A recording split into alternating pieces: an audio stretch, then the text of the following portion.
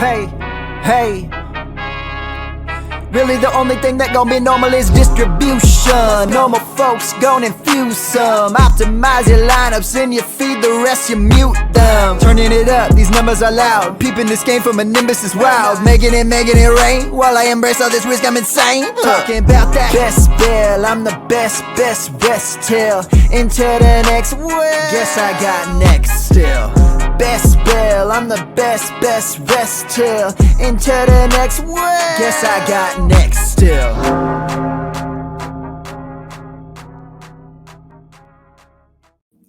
And welcome. I'm Bradley. We're here. We're going to talk some fantasy football tonight. It's going to be playoff prep. We're almost there. We are 2 weeks away. We're in week 13 right now, and this is the crucial time. Maybe you're getting your waiver bids in. Maybe they ran on Monday night. Maybe they don't run until Wednesday, Thursday, whenever you are making your big moves. But the larger focus, the larger lens for tonight is to be able to think about the playoffs. Maybe you've already made it, but you're trying to think about, these are players I see on my waiver wire who will be able to help me or possibly help me as we move forward into the playoffs. I'm guaranteed a spot, but I need some spike week potential. I need to touch on some players who have not only produced in the past, but also have really good matchups, have top 5 or so matchups against. We have data. We have the data to support which matchups are the cakewalks, are the ones we expect the previous production leads to future production. And I'm here to share with you some players that probably are already rostered for you. Maybe some of them aren't. Maybe there are a couple deep cuts on this list, but I want to make sure that you are aware of these shootout potential players that you should be targeting, either if your trade deadline has not yet arrived, or if you need to make some moves on the waiver wire, that you can go get some of these players and just cut the dead weight. Let some of your dead weight at the bottom of your roster go. It's okay. Let them go. And if I have time at the end, I'll answer some questions as well. So the first player that you should be starting during your playoff run and throughout the playoffs is Brock Purdy. He gets Washington and Philly, which are really good matchups, okay? And we know that Brock Purdy has been one of the better quarterbacks for fantasy this year. He's quarterback 11 in total points, quarterback 11 in fantasy points per game, 19 passing touchdowns. He has 2 rushing touchdowns on the year. And he's number 1 among all quarterbacks in yards per attempt. But he gets really great matchups against Washington and Philly. So this year, he's been a back-end quarterback 1 for you. We've seen some spike weeks from Brock Purdy, right? He was quarterback 2 in week 11, quarterback 6 in week 10, quarterback 7 in week 5. So we've seen some of these top 5s. But now is the time. Now is the time where Brock Purdy is going to be in competitive games against defenses that have given up big time plays. So Washington and Philly are on this list, and that's why Brock Purdy is a must start for us here moving forward. Okay, not only in these 2 matchups, but the 49ers are going to be in competitive games, and we have seen pretty much the floor for Brock Purdy is about quarterback 15 or so. Only 3 times has he fallen below quarterback 13. So we're very excited about Brock Purdy. I know he had a bad week against Seattle, but that was a Christian McCaffrey game, right? It was Christian McCaffrey game. So let's not worry about week number 12. We want these shootout weeks. And Brock Purdy should be at the top of your list for either a trade target or maybe he's been on your bench for some of these weeks. Get him back into your lineup, especially against these 2 matchups. Another sneaky quarterback that you can either trade for, or maybe he's on your waiver wire in shallow leagues. Maybe you haven't been starting him given some of the floor games that he's had and the fact that he's only thrown for more than 200 yards once since week number 5. And that's Russell Wilson. Russ this past week against Cleveland, yes, it was Cleveland, and he played like it was Cleveland. He had one passing touchdown, one rushing touchdown, two total touchdowns in this game, but only 134 passing yards. As I said, now only eclipsing 200 passing yards once since week number 5. But he gets the LA Chargers twice, once at home, once on the road. And this is a matchup that many of us were preparing for week 17. Russ plus maybe it's Cortland Sutton, maybe it's Jerry Jeudy, maybe it's Marvin Mims, who are going to be the players. We're going to talk about them in a little bit, but Russ is going to be a quarterback that we want to be in on, right? We saw back in week number 2 against Washington, who is going to get Brock Purdy, right? Against Washington, Russell Wilson, 3 passing touchdowns, finishes the quarterback 3 that week, 26.9 fantasy points. And he really hasn't gotten into much of these shootouts, right? He had one game where he had 3 passing touchdowns against Kansas City, but then he's faced a Minnesota team that's rejuvenated, a Cleveland defense lately. Kansas City is really tough. Green Bay slows the pace down. Kansas City again, right? The New York Jets were a tough defense. Russell Wilson has had some difficult matchups as of late, but he's got 2 very, very cushy matchups against the LA Chargers as we look to the future. Consider Russ Wilson as a bounce back quarterback near the end of the season. Definitely a target for us, whether he is a cheap trade target or a waiver wire target, or you haven't been start him against the LA Chargers. Okay. Now we're going to shift to some running back matchups that we want to get some information on here. One of them is this Houston Texans backfield. And Devin Singletary has been the main guy, right, over the past few weeks with Dameon Pierce out, right? But Devin Singletary historically has not been a guy who has been able to hold up against the Buffalo Bills, right?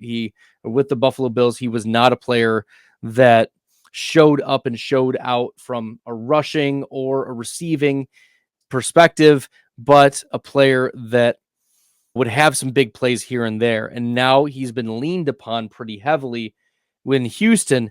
Problem is now that Pierce is back, Singletary was relegated to a pass catching role.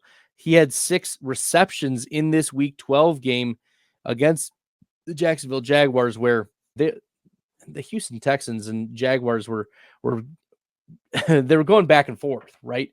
They were exchanging scores. What a game. Lots of fun. But the Texans were in catch-up mode for a lot of this game.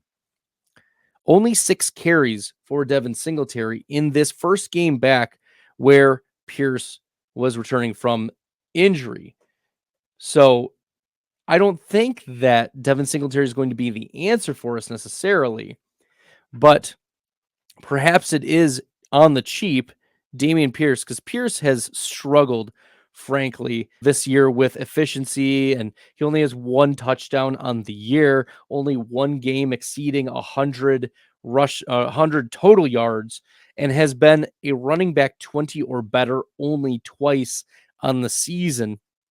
So Dameon Pierce, a really cheap buy low possibility when he gets Denver and the New York Jets. The Jets are shut him down in the secondary, but they can be had running the ball.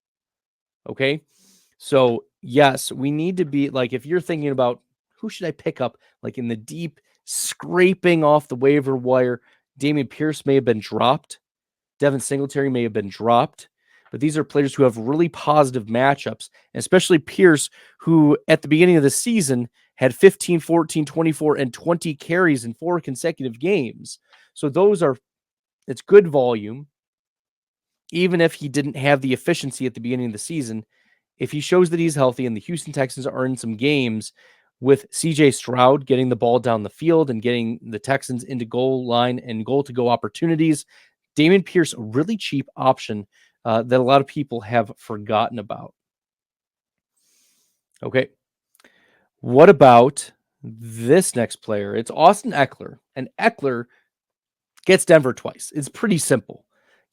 You want your Austin Eckler shares against Denver. And I know Austin Eckler doesn't look the same. His rushing efficiency metrics are really low, and he's not delivered in the same ceiling, even with Mike Williams out, Josh Palmer on the. I mean, Eckler this year, 3.8 yards per carry, only 29 receptions on the season, only 5 touchdowns, but he is the running back 9 in PPR and fantasy points per game.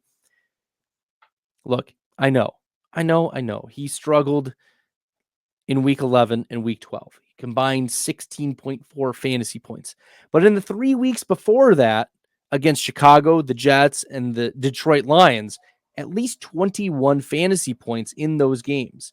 It's just that the floor is a little lower this year for Austin Eckler, especially if he's not getting the touchdowns. But Denver, really positive matchup. And we've seen Austin Eckler be able to hit those spike weeks.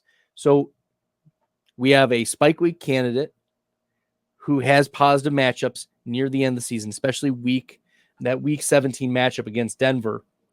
We want to not be fading Austin Eckler. If you can buy him off the cheap, if the manager for some other team is frustrated by Austin Eckler, he's been injured this year, his floor is a lot lower. This is the type of player that you can trade. I don't know. You can trade your late first in a dynasty league and you're a contender. Austin Eckler has the matchups here at the end of the season to be a target for you. So go get yourself some Austin Eckler, especially if the manager is frustrated.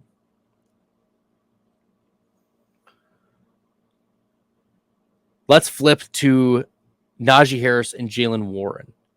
It seemed like in this past game, even though Warren had been the most efficient running back of the duo, that Najee Harris and Warren were splitting carries, splitting touches pretty close, and Najee was the one who got the touchdown this week. The positives, though, is that they may be in both flex consideration against Arizona and Seattle, maybe even running back 2, because Warren, going into the Week 12 game, had boasted running back 24 or better in pretty much every single week since the beginning of the season. Najee Harris, yes, he's had his ups and downs, but we've seen some breakaway runs from Najee Harris. His efficiency metrics have been a little bit better this year. So Najee Harris or Jaylen Warren as cheap pieces, because remember, people have been frustrated by Najee Harris. But Najee, 15.9 fantasy points last week.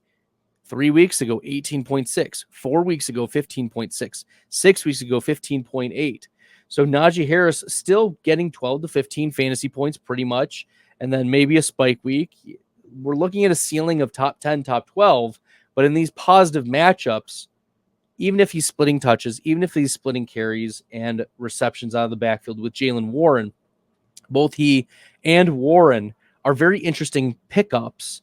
And so Najee Harris has soured on some fantasy managers, but maybe he's the cheap option that you want here for against Arizona and against Seattle, 2 very good matchups near the end of the season. So you want to be, of course,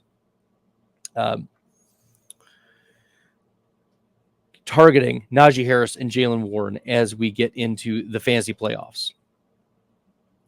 Okay, this is the league winner, right? The league winner, Christian McCaffrey, gets Arizona and Seattle to end the season near the end of the year. McCaffrey already there are running back 1, and multi-touchdown games are his forte. The calculus is simple with Christian McCaffrey. There's no reason for you to pull him out of the lineup, but this also means that you should be picking up Eli Mitchell. Mitchell is clearly the number 2 running back on this team, and if McCaffrey goes down with an injury, I expect that it's Eli Mitchell at this point. Earlier in the season, it was Jordan Mason. Jordan Mason was splitting the carries with Mitchell or even having a few more. But Eli Mitchell is the handcuff that you want, not only given his role behind Christian McCaffrey, but also the contingent upside that exists with Arizona and Seattle as the 2 matchups near the end of the year. So go get yourself some Eli Mitchell. Christian McCaffrey, of course, we know if he plays, he's going to be league winner for you. That's what you drafted him for. But the contingent upside handcuff here is Eli Mitchell. Now, a sneakier league winner who faces Arizona and Seattle too is on one of the best offenses in the NFL, and that's DeAndre Swift. There was concern that Swift would be splitting carries with Rashad Penny this offseason, or that Boston Scott would be a pain, or whatever the case may be. DeAndre Swift has played 11 games so far this year, 161 rush attempts. So he's averaging 14 per game, right? And 4.8 yards per carry is respectable. Worried about the receptions. DeAndre Swift has 34 receptions so far this season. Among running backs, he's number 4 in rush yards. Yeah, I'm not worried about DeAndre Swift. Let's look at some of his game logs, right? Pretty high floor running back outside of week number 1, where I don't know what was going on with Philly, but every other week we're looking at a top 25 back no matter what. Yes, he had a low week in week number 12 against Buffalo, but every other week, running back 25 or better, sans week 1. So this is a player that we've seen get 10 targets in a game, 6 targets in a game. He's exceeded 100 total yards 4 different times. He gets the touchdowns and he gets the positive running back matchups. DeAndre Swift versus Arizona and Seattle. Maybe someone, once again, has soured. These are the types of players that you need to be picking up. So Mark jumped in the chat and he asked, should I pick up Eli Mitchell and drop Aaron Jones?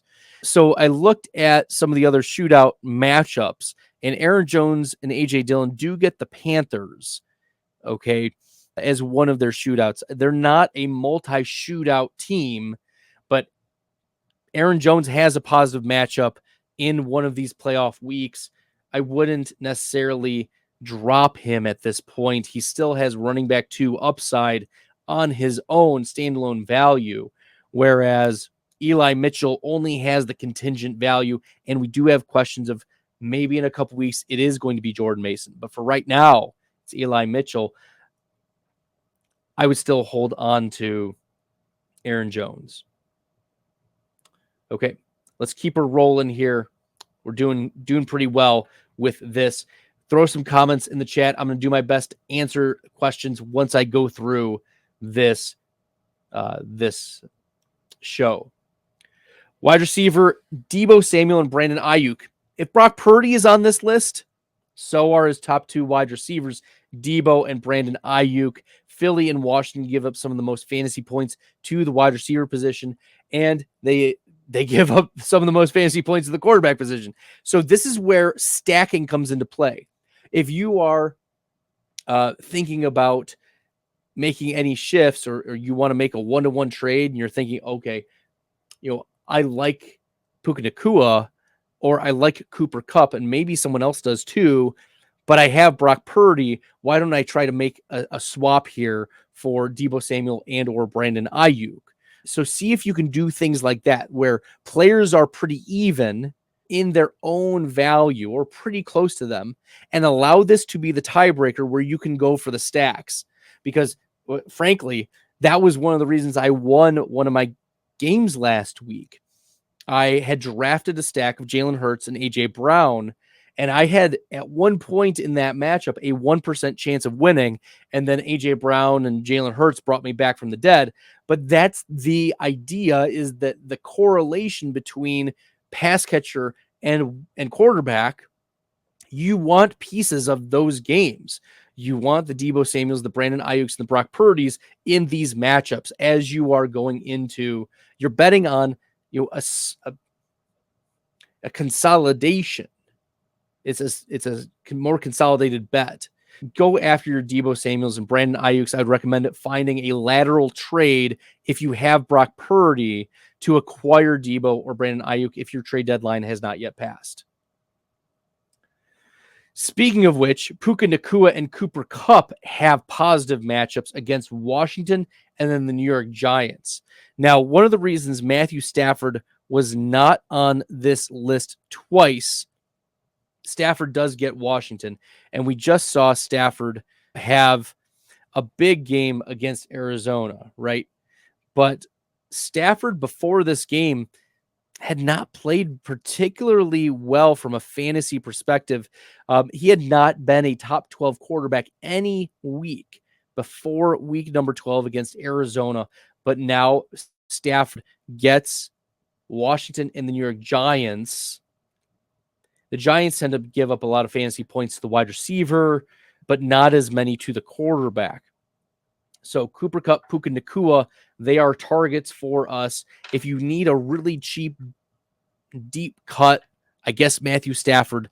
But given the floor and the lack of ceiling that we've seen only one game in the top 12 this year for Stafford, he is a riskier play than Puka Nacua, Cooper Kupp are as at the wide receiver position. So go get yourself some Puka Nacua, Cooper Kupp. I know it's cheap. I know we have concerns about Kupp, but maybe a manager is panicking over Cooper Kupp. We're looking at the rest of the season, and Washington gives up a ton of fantasy points. So especially make Puka Nacua your target there against Washington. All right, we're looking at, I mentioned Russell Wilson earlier, Cortland Sutton, Marvin Mims, baby.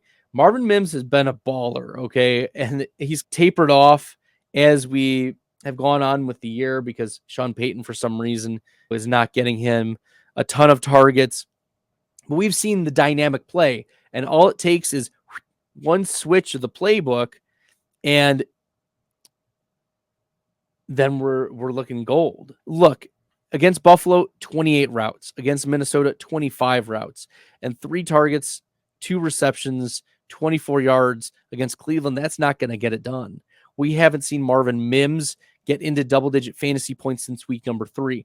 But all it takes is one little switch to, hey, Russell Wilson, can you target this guy? And he's going to get Russ's yardage up, which has been one of the limiting factors for Russ over the past few weeks.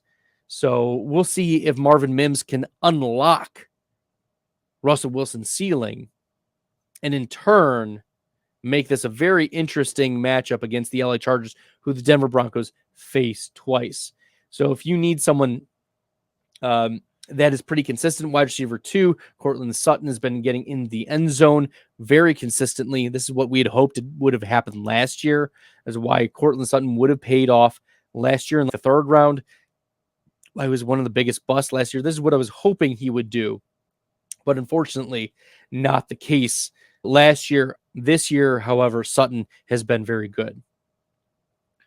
All right, guys, I got to show my Green Bay bias here for a second. And Christian Watson and Jaden Reed are look, I know that Watson just had the game of his season here against the Detroit Lions. But Watson also gets really positive matchups against the New York Giants, who we mentioned earlier as a positive matchup for Puka Nacua, Cooper Kupp. But Jaden Reed as well, along with Watson, also get Tampa. Tampa gives up a lot of fantasy points to the wide receiver position. They also tend to get into these shootouts because Baker Mayfield's able to get the ball to Mike Evans in the end zone. So we could look at 27-24 types of games, and the Packers, Jordan Love, taking shots with Christian Watson and Jaden Reed. If you want to take, if you want to buy on Christian Watson, great. Maybe the person feels burned. Maybe the manager feels burned that Watson was on his bench last week. But Watson and Reed have the good matchups, and they are clearly the top targets in this Green Bay Packers offense. Jordan Love is willing to take shots down the field for them, even if they're inaccurate, even if they're bad throws. He's still willing to do it. So go get yourself some Christian Watson and more cheaply Jaden Reed as flex options against the Giants and Tampa Bay in these playoff weeks and the shootout weeks. All right. I know. Chris Olave. There's always something going on with Chris Olave. Whether it is Derek Carr can't get him the ball, whether it is Michael Thomas getting some targets, whether it's Rashid Shaheed having a big play that ends a drive prematurely, right? He scores the touchdown. Olave can't get the PPR fantasy points, or it's Olave can't get in the end zone, or Olave leaves with a concussion. Something is always up with Olave.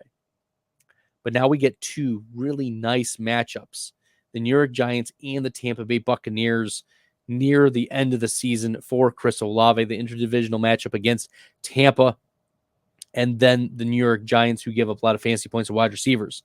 So Olave, we're looking for these spike weeks.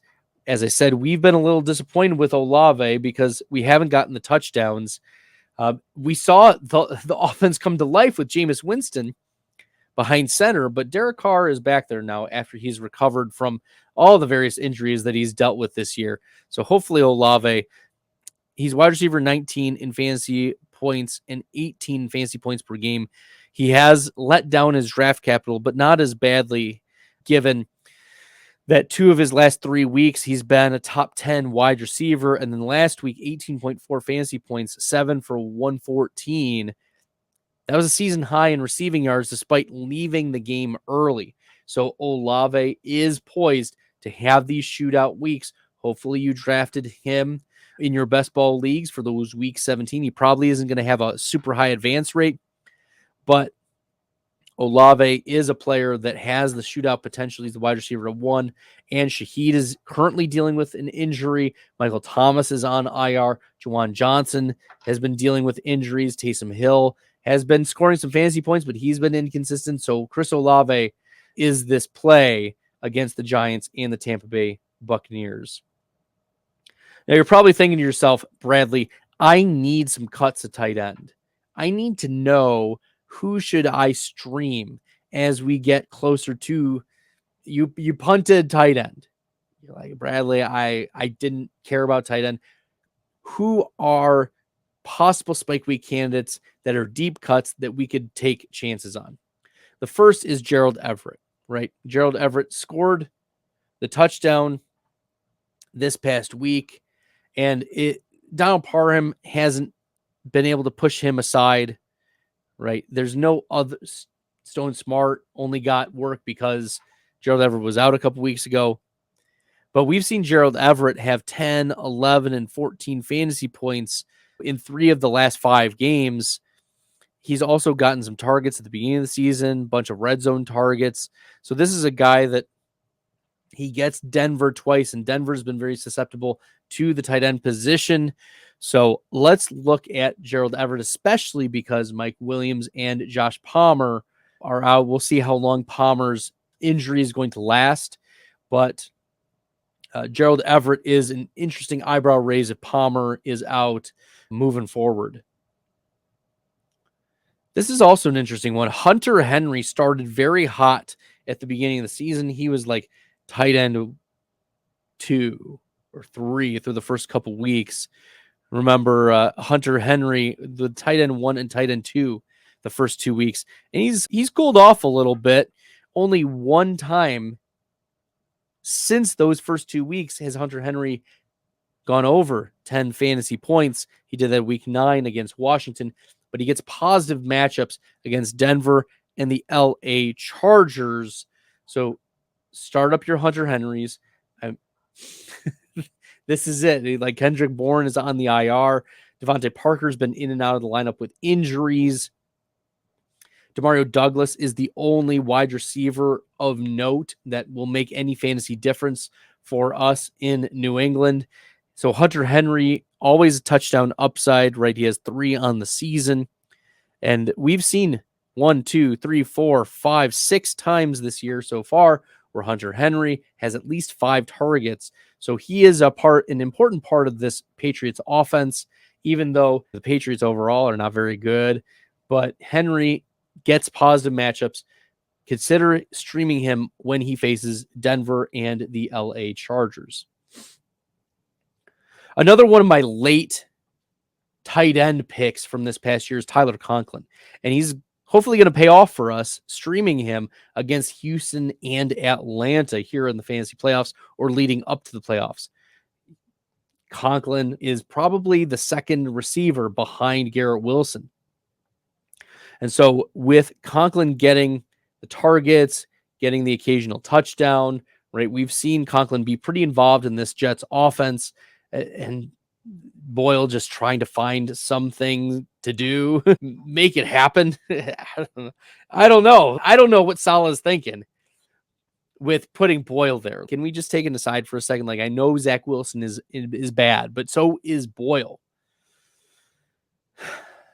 And Boyle's not good at getting the ball to his guys. We had to like gulp and put a blindfold on with Garrett Wilson this past week. It was looking really ugly for Garrett Wilson. Tyler Conklin, though, has really positive matchups. And if there's nothing to play for, then I think that Conklin is one of those sneaky plays that positive matchup plus probably the second read in the offense. This is a player that we can stream moving forward. All right. He hasn't worked out this season either. Chig Okonkwo. Although, to be fair, I went on Player Profiler during the offseason. I said Chig Okonkwo is a bad pick. He's going to be a bad pick. He's tight end 29 in fantasy points per game. He was tight end 31 last year. We have seen 0 games of double-digit fantasy points for Chig Okonkwo this year. We've seen a few 6-target games, 5-target games. He had 1 9-target game with 2 red zone targets in week number 5. Right, we're just trying to scrape the barrel, but maybe this is the guy that is going to get it for us. Treylon Burks has been out a lot. DeAndre Hopkins has been dealing with injuries off and on the season. Will Levis is still trying to find his groove here. But what's encouraging is that Okonkwo had his season high in receiving yards in week number 12 against Carolina. It can't get any worse for Okonkwo, right? So there's spike week potential against Houston in the 2 matchups that the Titans face off against the Texans, especially because the Texans are going to be pushing the ball. Right, the Texans are going to be trying to move it pretty easily and run up the score. These interdivisional matchups, that's what we've seen. And Okonkwo is a player that maybe is going under the radar for us, given his poor performance earlier in the season. But there's spike week potential, and all a tight end needs is 1 touchdown to get to be fantasy relevant. And no touchdowns on the season for Okonkwo just means that he's due. Last year, Okonkwo had 3 touchdowns, 2 of them coming in weeks 14 through 18. Okonkwo is on our radar for streaming as we get closer to the fantasy playoffs. Okay, the last little bit that I want to talk about tight end wise, Adam Troutman and Greg Dulcich. Now you're thinking to yourself, Bradley, I haven't heard the name Greg Dulcich in a long time. Yeah, because he's on the IR. We're talking about fantasy playoffs here, and Dulcich is really good. Like he is, but Troutman has also been eating into that matchup, that workload. So Troutman, maybe it's Troutman by this time. Maybe Dulcich is not activated yet, or maybe it's not been enough time. But consider if you've got an IR spot and Dulcich is down on your waiver wire, pick him up and stash him and just see what happens. It's worth picking up a player like Dulcich, who we've seen 12 points, 10-point games from him. And with the ascension of Denver's, we mentioned Russell Wilson at the beginning, getting the LA Chargers, but also the Chargers give up a lot of fantasy points to quarterbacks and to wide receivers. So this game could very well both games turn into shootouts, and Troutman and Dulcich may be just fantasy points adjacent to the major shootouts, and maybe they fall into the end zone. So consider these guys, given their positive matchup, given their usage, and Dulcich we've seen be a beast in the past. So deep cuts, but that's what you're here for. You're not here for, oh, let me tell you that Saquon Barkley is going to be a top 15 running back. No, like this is what we're here for. We're here to find players that are going to fit our team's needs and have a chance to spike during these most important weeks. Cool. Let's answer some questions. Joe said, are you trading Mike Evans, Ayuk, and Kenneth Walker for Swift, Nico Collins, and Thielen? Yeah, Kenneth Walker got news today that things are not looking better for Thursday. So I like Evans. I love Ayuk. Swift, Collins, and Thielen. I'd rather just hold on to the Evans, Ayuk, and Kenneth Walker side. Even though you are probably taking the L at running back, Evans was the wide receiver 1 overall last week. At what age, right? He's old and feeble and frail. And no, Mike Evans has been crushing this year. Continue to ride him. The Tampa Bay Buccaneers are going to get into shootouts. You want to be part of that. And then Ayuk, I talked about Ayuk and Brock Purdy and Deebo Samuel already. They get Washington and Philly in the playoff, in the shootouts, in the playoff push. So we want Brandon Ayuk, Mike Evans, even if we're going to wait a little bit on Kenneth Walker. So that's how I would handle that situation there, Joe. Quincy Davis has Mahomes as the starter. Backup is How. Would you drop How for Jordan Love? No, not necessarily. I feel like it's pretty lateral move. Yeah, it's a lateral move. If you want to, it's personal preference. I don't mind either way. Love has had a couple spike weeks. He may be pushed a little bit more. He's willing to take chances, but so is Howell, and Howell's very mobile as well. So it's pretty even for rest of season. Baker, Love, or Russ this week. You're going to have to swing on by later on this week. I haven't done the rankings yet. I haven't taken a look at much of the matchups, particularly for this week. So check out the rankings. I will have them updated on Thursday at the latest. You can go to bestbellfantasy.com and then you just click on rankings and you'll see weekly rankings right there. So you can do that for sure. Quincy Davis, would you drop Schultz for Pat Freiermuth and sit 2 of Mixon, Pacheco, Singletary, Charbonnet? So, yeah, we really do like Pat Freiermuth, and the Steelers made it an emphasis of their game plan to involve Freiermuth. We've seen spike weeks from him in the past. He is a startable tight end 1 moving forward. Would I drop Schultz? That's a tough call. Schultz has been playing pretty well for us this season, and I know that the blowout game, potential game, always comes back to bite us. But let's look at the game log, right? 5 targets over the last 2 games for Dalton Schultz, but he's gotten the touchdowns. Schultz, before last week's dud against Jacksonville, this is dating back to week 4. Tight end 6, tight end 6, tight end 2, tight end 34, tight end 1, tight end 8, tight end 6. I would not be too worried about that.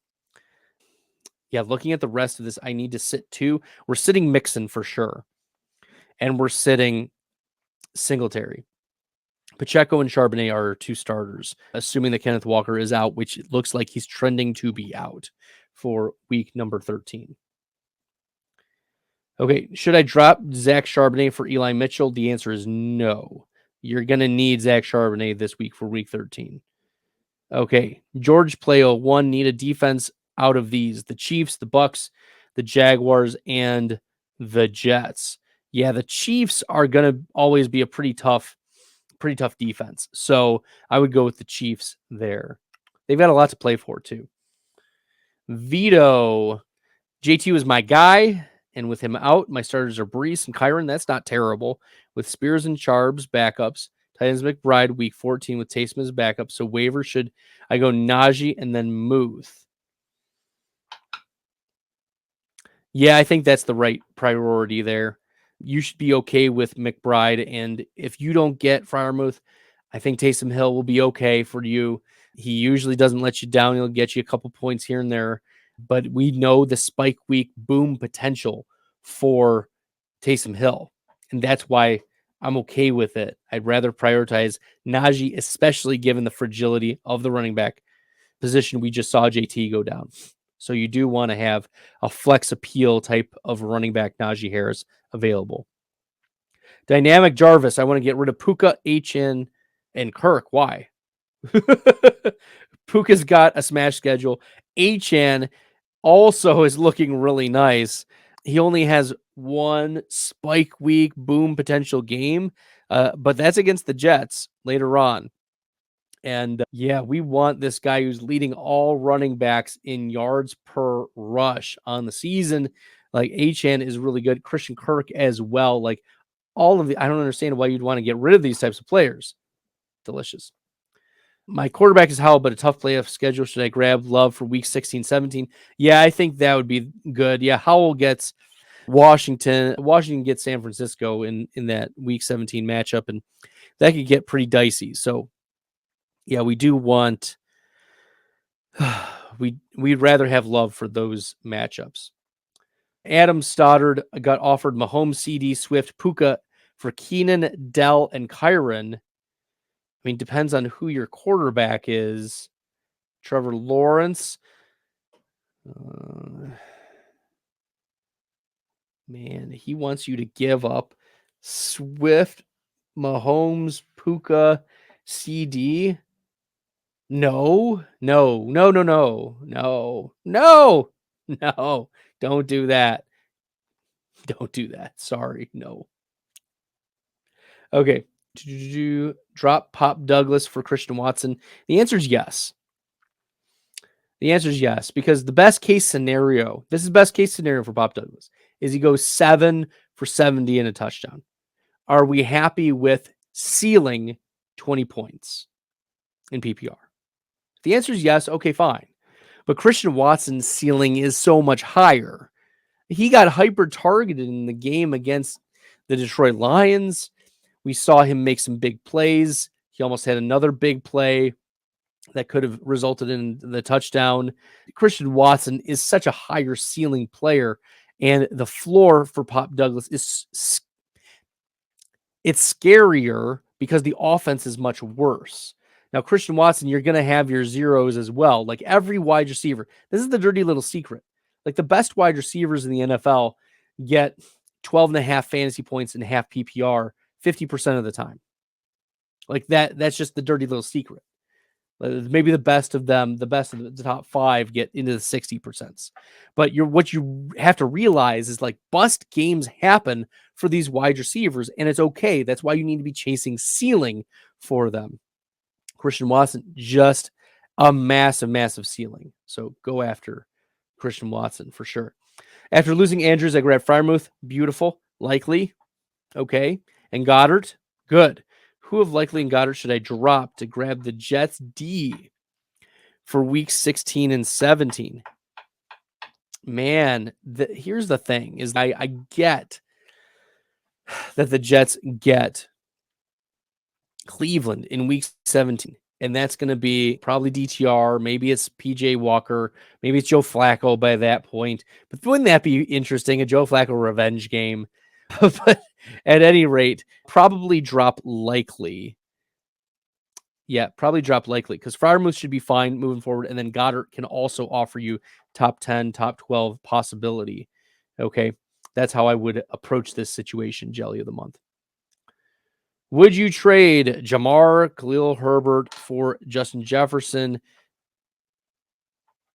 You've got Levis, CMC, Kamara, Amon-Ra, Likely, Hall, Herbert on the bench, also Keaton Mitchell and Hunt.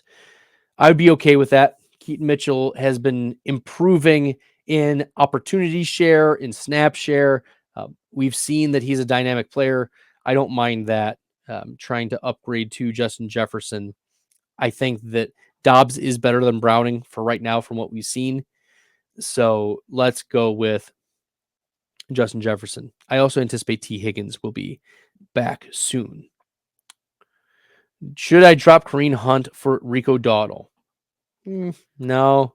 If we look at week 17, it's New York Jets versus the Cleveland Browns. And who is one of the worst? I think it was fourth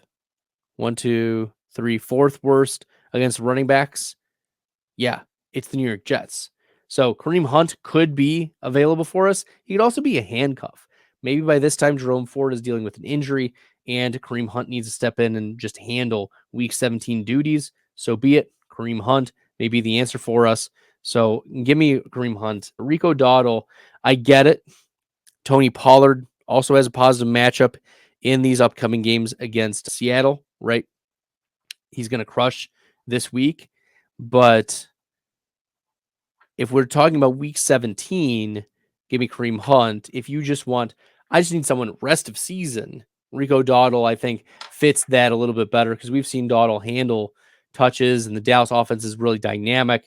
So That's how I would handle the situation. If you need week 17 focus, Kareem Hunt, everything else, Rico Dotto. PPR flex. Should I go with Downs, Deontay Johnson, Lockett, Ford, or Moss? You're starting Moss until Jonathan Taylor gets back. It's very easy, very simple. You just move him into the starting lineup. We saw what Zach Moss was able to do with his Indy offense, whether it was Gardner Minshew or Anthony Richardson. Zach Moss has balled out. He's gotten the volume and the touches. We want all Zach Moss. So, yes, you're starting Moss over all of these until Jonathan Taylor gets back.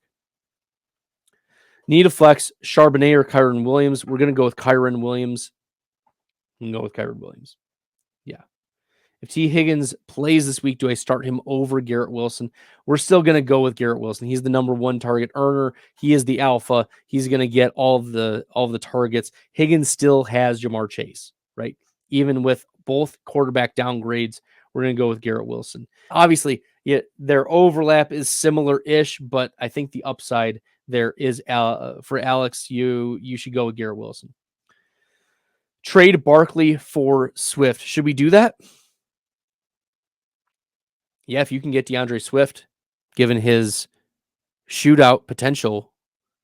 I mean, we're talking about the Arizona Cardinals in week 17 and also the Seattle Seahawks when we start the fantasy playoffs. So DeAndre Swift, yes. The New York Giants, on the other hand, I know Tommy DeVito, he's a nice story. He's won some games. The reality is the offense is just not good. The ceiling is so low for the Giants. Saquon Barkley is not going to be the answer for us, given the environmental issues that the New York Giants have. Now, instead, you want to be targeting one of the most potent offenses where we've seen an extremely high floor for what could be like all Swift needs to do is step onto the field and handle 15, 17 touches, and he's an RB1. Right? He doesn't even need the efficiency, but he's going to get it because the Eagles are so good. So, yes. Jelly of the month. Think Achane plays. Other league, Barkley, Chandler, Mitchell on bye. Probably dropping Chandler after the dud to grab Jeff Wilson. Yeah, I like Achane. I think that he does play. I think that this week he could have played, but Mike McDaniel was cautious and didn't want to see Achane. The Miami Dolphins have Super Bowl aspirations, and they believe Devon Achane can be the answer for that. Now, Achane has a really positive matchup in the fantasy playoffs against the Jets. But regardless, this is a super dynamic player that whenever he touches the ball could go to the end zone. So we want Devon Achane. Yes, I do think he plays, and McDaniel was just being cautious. And I agree. Kyron Williams, all day, baby. Go Irish. There we go. Someone offered me Tony Pollard and Debo for Stephon Diggs. Tony Pollard he's going to prove why I was right. He's let us down a little bit at the beginning of the season, but it's only a matter of time before, the touchdown regression swings in his favor. He scored touchdowns in 2 consecutive games. We like Tony Pollard. And Debo has smash matchups, right? In week 17 against the Commanders. And also, Debo gets the Eagles this week.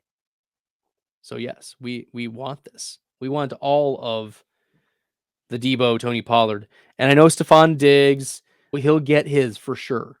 He's got his individual higher upside, like individually. But Tony Pollard and Debo are probably going to fill in the gaps where you're needing a flex help, and they'll be able to provide whatever you need. Whereas Stephon Diggs, he's certainly helpful, but is he going to make up for the loss you're taking at the flex? I would prefer Tony Pollard and Debo in this spot. Thoughts on Justin Fields rest of the season? Yeah, you're probably going to be playing Justin Fields, your quarterback one. That's how I'd handle it. You're probably starting him. He's a top 10 quarterback in fantasy pretty easily. Lots of designed runs, lots of rushing touchdowns, lots of rushing yards. That's where a lot of his fantasy points come from. So we're starting Justin Fields the rest of the season. As long as he's on the field, you're fielding Fields.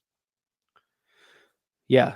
I think they're going to run him out there. They want to win games, and Achane is that good. They also want to preserve Raheem Mostert too. So I would not expect Achane to handle 60% of the snaps, 70% of the snaps at all this year. I don't think he gets the lion's share, even 50% rest of regular season. But we could see him leaned upon heavily in the fantasy playoffs or in real NFL playoffs as well. Cool. Andy the Fork, what's good? Bradley with Moss on waivers. Should I drop any of the following? Singletary, Ford, Lockett, Addison, or Hollywood? Yeah, we are dropping Singletary. Dropping Singletary. I would not drop Addison. I still like Addison. I wonder if the offense opens up a little bit more with Justin Jefferson back in week 14. Singletary and Dameon Pierce are probably going to be splitting. But given those options, I'd rather have Moss over Singletary. I have Moss over any of these guys. I get it. Are we high or low on DK? I assume DK Metcalf for the rest of the season. Seattle offense looks miserable now with tough games ahead. What do you think his ceiling is the rest of the season? Yeah, I don't see him on any of my spike week charts or anything like that. The other issue with DK Metcalf is the emergence of Jackson Smith and Jigba. And I know emergence has been not what we hoped he would be when we were drafting JSN in round 7, but we've seen 53 fantasy points. No, sorry, I looked at the wrong thing. We've seen double-digit fantasy points from DK Metcalf in all but 2 games this year. So actually pretty high floor. Metcalf has been a very high floor, but not a very high ceiling player this year. Only one top 10 week. So the problem is I don't think he's poised to access ceilings this year because of the existence of JSN. But he is a high floor flex, low end wide receiver to play. Like he's probably not going to let you down. He's only scored in his 2 6-point outings. The rest of the time he's had double digit outings. So that's how I'd approach it, Alex. Not a very high ceiling, but a very high floor. Okay. Right on. Singletary was the first ad drop I put in earlier from us. Glad for confirmation. Cheers to you, Andy the Fork. Have Lamar and Dobbs on bye, playing Minshew this week, and droppable after the 4 interception game, or keep as a backup after this week. Yeah, there's been some chatter from O'Connell about whether it's going to be Nick Mullins or Jared Hall or some other quarterback stepping in for Dobbs after the bye. It was that bad. Like, I know some of them were his fault, some of them weren't his fault, but the reality is, I think Minshew is going to have to step in for you this week. I would be willing to drop Dobbs this week and just see what happens. You've got Lamar, you've got Minshew. Find a waiver wire pickup that would be good for you. Okay. Sleepy from YouTube. Who would y'all start this week at Flex, PPR, H or Zach Moss because of JT? Yeah, we're starting Zach Moss. He's going to get the majority of the touches. Achane is more explosive, but the volume and opportunity is just going to be so much higher for Zach Moss. We saw what Moss was able to handle with JT out earlier in the season. Achane probably won't eclipse 50% of snaps. So Achane would need like a 95th percentile outcome to beat a 55th, 60th percentile outcome of Zach Moss. So there you go. If you guys like the content and you find this helpful, make sure you guys are smashing that subscribe button. I really appreciate y'all tuning in, checking out the comments. If you want to prioritize your comment, throw me a couple bucks with the star. You can do that on the YouTube chat. Appreciate y'all doing that. Yeah, so appreciate you going through answering your question. I love answering questions. This is great. I love this community. It's been a lot of fun answering everything for y'all because we're getting ready for the fantasy playoffs. It is great. It's exciting. This is the time where we want to be winners. Richard is asking Jonathan Taylor back in time for fantasy playoffs. Playoffs. The last report that I saw was Taylor is expected to miss about 3 weeks. So that would take us week 13, 14, 15. Then it's week 16, 17. We saw when Jonathan Taylor returned from his holdout. He's not a suspension, a holdout. This was the game log of snaps and snap shares. 15%, 43%, 52%, 61%. It took him 3 weeks to get to at least 50%. So we're talking week 16 and 17. We're not looking at 50%. It's not looking good. So Jonathan Taylor back in time for the fantasy playoffs. He may be back, but it's going to be a real hard start sit question for us when we get to that point. Like, you're in the championship for a reason. You did it without Jonathan Taylor. You're probably going to ride whoever you rode to the championship. So that's how I would handle it. It's unfortunately, if someone is really hot and heavy for Jonathan Taylor, yeah. Trade Jonathan Taylor for, if you have him, trade Jonathan Taylor for who would be a good option? Devon Achane. I don't know if anyone would do that. Maybe David Montgomery. I don't know if anyone would do that. It's worth trying. Brian Robinson, right? He gets the Jets in week 16. He's been getting a lot of volume. Maybe Jonathan Taylor for Brian Robinson you could pull off. Might grab Josh Palmer. Okay, cool. Falcons DST or Dolphins DST? I have Mostert, Hill, Sanders, and feel like putting my eggs all in one basket if I go Dolphins DST too. Man, oh man. So the Dolphins schedule for the rest of the season, they get the Commanders. That could be a sneaky shootout, but there's lots of sacks for Sam Howell. You get the Titans, Will Levis. That could be interception mania. The Jets, we don't even know who the Jets are going to start in 2 weeks, much less in 3 weeks when they get the Dolphins. And then the Cowboys, that's going to be a real tough one on Christmas Eve. And then the Ravens. So really, really tough last 2 weeks, 16 and 17 for the Dolphins. But weeks 13, 14, and 15, you should be in good shape to be starting them. Okay. Alex, does Derrick Henry come alive this December? I hope so. I have him on a bunch of teams that I need him to come through for me. Yeah, Derrick Henry. We know he's crushed in the past. He gets the volume, right? Tazi Spears has not overtaken Derrick Henry. So you're starting Derrick Henry. He's a high-end running back 2, low-end running back 1 with mid running back 1 upside. That's how we go. Sleepy just subscribed. Thanks for the answer. Even though I was leaning Moss, I guess it's Moss season. Let's go. It's Moss season, baby. Alex, I appreciate all your input. And shout out to Andy the Fork. Cheers to you. Thank you so much. $5. That means the world. Appreciate your support. That is amazing. I'm so grateful. We've been here for an hour. I am so grateful. Y'all have been the best tonight. Make sure if you like the content and you found this helpful tonight, hit that subscribe button. Also, on Thursday, I'll be posting my rankings for the week. Make sure you guys are checking that out, bestballfantasy.com. Go to rankings, weekly rankings. And I have a show on Thursday on the Player Profiler YouTube channel where I do the Thursday night tailgate. We do stardom sit-ems there. We drink some beer. We have a good time. We preview. Ahan from Player Profiler is going to be on there as well. That's going to be awesome.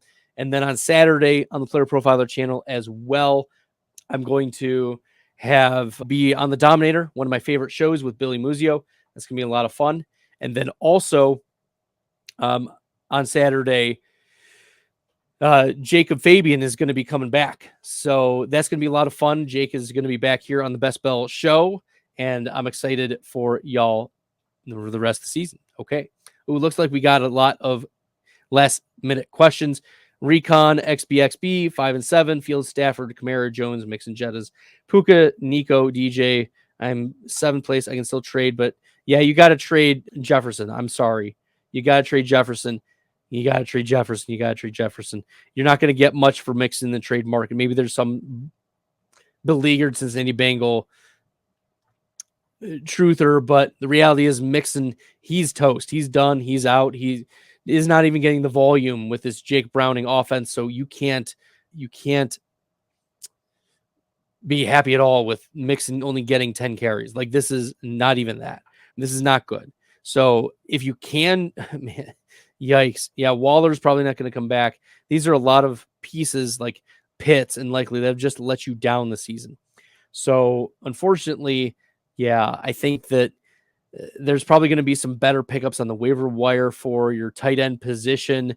And Mixon, unfortunately, can't go anywhere. Jones, we don't know if he's going to be available this week. Jettas, you got to trade to get some more pieces. Waller, I don't even know. Yeah, you're in a lot of trouble there. Recon, XBXB. See if you can get some trades out there. Thanks for answering all the questions. Appreciate y'all. Make sure you smash that subscribe button if you like the content and found this helpful. What do you think about Zay Jones over the last few weeks? I think he's been great for Calvin Ridley, baby. Woo! In the games where Calvin Ridley has played and Zay Jones has played, Calvin Ridley averages over 19 PPR fantasy points. In the games where Zay Jones does not play, Calvin Ridley averages about 8 fantasy points. You're like, but Bradley, what does this have to do with anything about anything? Let me tell you, Trevor Lawrence is better because Zay Jones is on the field. You're like, how do we know he's better? Trevor Lawrence has increased his passing fantasy point production 22% in the games where Zay Jones is on the field. Trevor Lawrence also has thrown for fewer interceptions and has a lower turnover-worthy play rate when Zay Jones is on the field in those games. You're like, but Bradley, why? Why does this matter? Because in the games where Zay Jones does not play, the next closest wide receiver in rate of playing on the outside, so it's Calvin Ridley at 85%. The next closest is at 52%. That means only about half the time Calvin Ridley is getting another player on the outside. Compare that with Zay Jones. When Zay Jones is playing, Zay Jones plays on the outside 70% of the time per PFF. So when he's out there, teams can't just collapse. Their safeties can't just collapse on Calvin Ridley when Trevor Lawrence goes back to pass. So that's why it's good for Zay Jones, even if he's not playing well himself, that is great for Calvin Ridley, because defenses have to at least be honest with Trevor Lawrence and cover that part of the field. Okay, drop Amari Cooper. You can drop Amari Cooper if you want. It's sad. Joe Flacco needs to show that he can get the ball to Amari Cooper. Other than that, no, it's fine. You can drop him. Okay. Sleepy said, wow. Dobbs just got dropped in 37,000 leagues. That's what happens when you go on a bye and you throw 4 picks. So there you go. All right, y'all. I'm calling it for the night. Thank you so much. Y'all have a great one. Till next time. Good luck in the fantasy football streets, everybody. I embrace all this risk, I'm insane. Talking about that best bill, I'm the best rest till into the next world. Guess I got next still. Best bill, I'm the best rest till into the next world. Guess I got next still.